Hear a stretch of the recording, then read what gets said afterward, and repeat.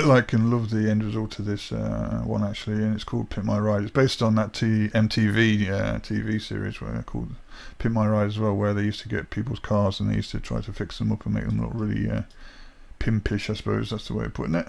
And I was thinking of what kind of animal would want to go onto a show like that and improve this quality and look of their home. And I was thinking, what has a home basically as part of their body, and the toy toys came along, so I rented out this Galapagos toys with an Airstream trailer chromed on his back, being part of his actual shell and everything, looking really sexy and shiny and everything, and him feeling so proud of the fact that he actually had a really cool new house to live in. So that's what it's based on.